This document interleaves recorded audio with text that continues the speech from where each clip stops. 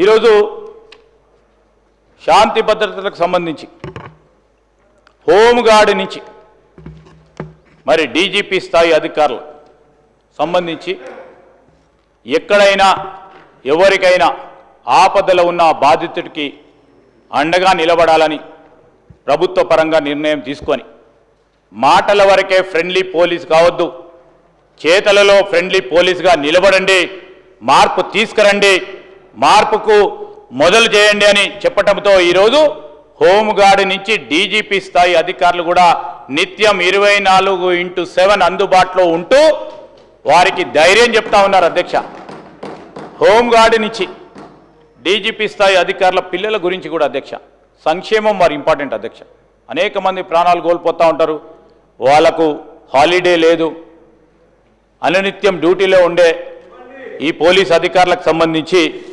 వారికి young India police school అనే ఒక స్కూల్ ఏర్పాటు చేసి మరి నాణ్యతతో కూడుకున్న విద్యను అందించాలి.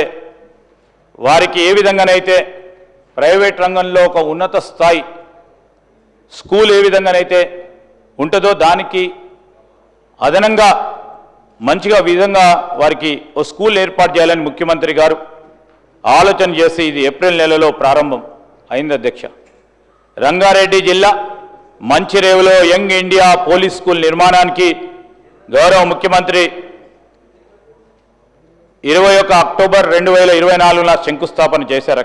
అధ్యక్ష, 1వ క్లాస్ నుండి 5వ క్లాస్ వరకు దాదాపు 200 మంది విద్యార్థులతో కూడిన కొత్త బ్యాచ్కు సంబంధించి విద్యా సంవత్సరం నుండి ఏప్రిల్ 1 నుంచి 25 వరకు కూడా ప్రారంభం అవుతాయి. అధ్యక్ష, మొన్న ఈ మధ్యలో ఏదో డిమాండ్స్లో హోంగార్డ్కు సంబంధించిన పిల్లలను కూడా అని చెప్పారు సార్. అధ్యక్ష, ఆల్రెడీ హోంగార్డ్కు సంబంధించిన పిల్లలను కూడా దీంట్లో మరి ప్రవేశం ఉంటుంది. అధ్యక్ష, మహిళా భద్రత కోసం తెలంగాణ ప్రభుత్వం అనేక కొత్త కార్యక్రమాలను చేపట్టింది. అధ్యక్ష, మహిళల భద్రత కోసం టీసేఫ్ అప్లికేషన్, మహిళలు మరియు పిల్లలకు సాయం చేయడానికి షీ టీమ్స్ మరియు భరోసా కేంద్రాలు